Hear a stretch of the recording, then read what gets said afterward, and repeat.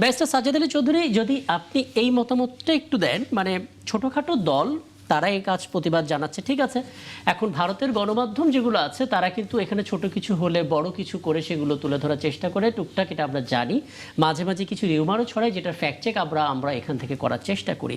আজকে যে ঘটনাটা ঘটলো, প্রতিবাদ জানানোর ক্ষেত্রে একটু কি ভিন্ন পথ অবলম্বন করা যেত? মানে আমরা কণ্ঠস্বর জোরালো রাখতে পারি, কিন্তু দূতাবাস অভিমুখী যাত্রা, কুশপুত্তলিকা দাহ করা, সেভেন সিস্টার্স নিয়ে এখনই কথা বলা, মানে কি বলবেন আসলে? আপনার একটা অবজারভেশন। জি, ধন্যবাদ।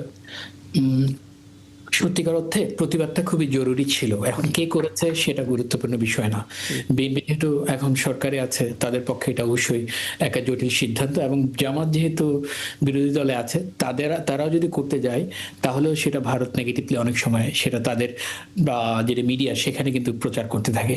এখন প্রতিবাদটা কে করেছে সেটা বিবেচ্য বিষয় না, প্রতিবাদটা করেছে কেউ একজন।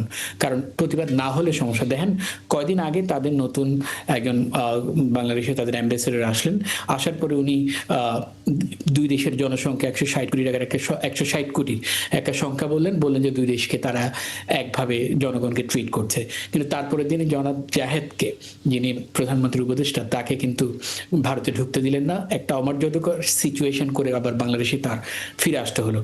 এরপর দেখেন, এর পরিপ্রেক্ষিতে কিন্তু আমরা হয়তো সেভেন সিস্টারের কথা বলছে, যারাই বলুক, কিন্তু তারা তো আমাদের রংপুর দখল করার কথা বলছে, তারা তো বাংলাদেশের আরো কিছু সীমান্ত দখল করার কথা বলছে। এখন তারা তো স্টপ করছে না। মর্যাদা তারা যখন একটা কথা বলে, সেটার অবশ্যই রিপ্লাই আমাদের থেকে হওয়া উচিত। যখন এটা হবে না, তখন বুঝতে হবে আমরা তাদের কথাগুলোকে আমরা অ্যাকসেপ্ট করছি, এবং আমরা ভীত, এবং পৃথিবীতে কিন্তু ভীত মানুষের জায়গা নেই। এবং সবচেয়ে বড় কথা হচ্ছে, বাংলাদেশ কিন্তু একটা স্বাধীন সার্বভৌম দেশ। এখন এখানকার মানুষগুলো কিন্তু কারো কৃপায় বেঁচে নেই। সবাই নিজের সম্মানের সাথে বেঁচে থাকতে চায় এবং থাকবে, কারো পরাধীনতার মধ্যে দিয়ে থাকতে চায় না, যেটাই জুলাইয়ে রিফ্লেক্ট হয়েছে। এবং যার কারণে এখানে ছোট করে একটু বলি, যদি সুযোগ দেন। মানে আমরা দেখতে পাচ্ছি সরকারের দিক থেকে কিছুটা জোরালো বক্তব্য তো আছে, কারণ বিজিবি যেভাবে একজনকেও আসলে বাংলাদেশে ঢুকতে দেয়নি এবং তারা যে শক্ত অবস্থান নিয়েছে, এটা তো আমরা আগে দেখিনি। কিছুটা তো মানে আমরা দেখতে পাচ্ছি যে বাংলাদেশকে সামনে রেখেই কাজগুলো হচ্ছে এবং দাবিটা চোখে চোখ রেখেই বলা হচ্ছে। সেই জায়গা থেকে প্রতিবাদটা এত মানে কুশপুত্তলিকা দাহ করা বা দূতাবাস অভিমুখে গিয়ে সেখানে সমাবেশ করা, এই পর্যায়ে যাওয়াটা এখনই ঠিক কিনা? জি, সেটা ঠিক এই জন্যই, কারণ দেখেন, কয়দিন বাংলাদেশে কিন্তু প্রতিদিন, সবগুলো হয়তো আসছে না, প্রতিদিন কিন্তু পুশিনের চেষ্টা করা হচ্ছে, এবং একটা সীমান্তে না হলে অন্য সীমান্তে করা হচ্ছে। বিজেপির সাথে আপনি একটু আগেই বলছেন, সম্মানিত আরেক আলোচক যিনি বলছেন, স্টুডিওতে যিনি আছেন, যে আমাদের জনগণরা সেখানে পার্টিসিপেট করছে। দেখেন, এই জনগণের পার্টিসিপেশনটাও একটা প্রতিবাদ, এবং সেটা করতে গিয়ে আপনি দেখবেন ভারতের কিছু জনগণের সাথে বাংলাদেশের কিছু জনগণের কিন্তু ইট পাটকেল নিক্ষেপ, মারামারি, অনেক কিছু হয়েছে। এখন দেখেন, এটা কিন্তু রেগুলার ঘটনা হয়ে গেছে।